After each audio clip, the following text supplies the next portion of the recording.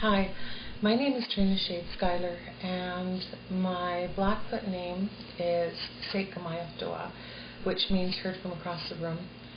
This name was given to me by my great-great-grandfather, Willie Scraping White, and when I was a little girl, when I was born, my mother wanted me to have a Blackfoot name, so she asked my grandfather, Willie, to give me a name, and he went on a vision quest, and he saw me as a mature lady, and that I was standing up in front of a group of people talking, and that my voice was very loud and my message was very clear. And so because of that, he named me Heard from Across the Room. My parents are Irvin and Christine Shade, and my grandparents are Harry Shade and Agnes Crawford Wolf, and Bill Heavy Runner and Marion Crying Head. We were fortunate to grow up in a family where we were very enriched with culture due to both of my grandparents. One of the things that I want to share with you is a little bit about myself for those of you that don't know me very well. I have worked in various departments within the Blood Tribe. A lot of these departments are departments that have created a lot of concern because there's a lot of issues revolving around them. I've worked at Blood Tribe Housing, I've worked with Blood Tribe Employment and Skills Training, I've worked with Blood Tribe Agricultural Projects, I've worked with Blood Tribe Recreation, I've worked with Blood Tribe Roads Department, and Canine Resources. That is the experience that I bring to the table. The education that I have my business diploma from Lethbridge College. I also have my project management certification from Mount Royal College. I am also a certified petroleum land administrator through state.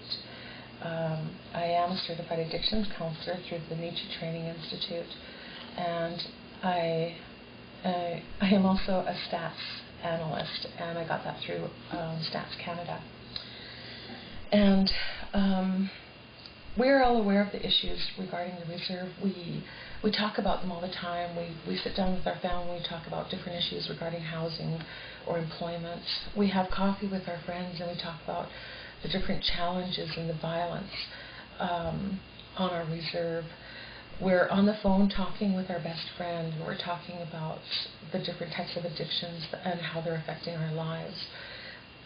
The point I'm making is that we're all aware of the issues, but do we have people in power that are able to act on those issues? Who has a solid plan that targets these issues? What I can give you is my determination. What I can give you is my honesty. What I can give you is my fairness. The change that I want to make is all towards the positive. I give you my commitment in dealing with this change. The plans that I have set forward, I have thought about for a long time. I have a strategic plan. I have something written down on paper that details how I would like to change things. Accountability is a very big issue.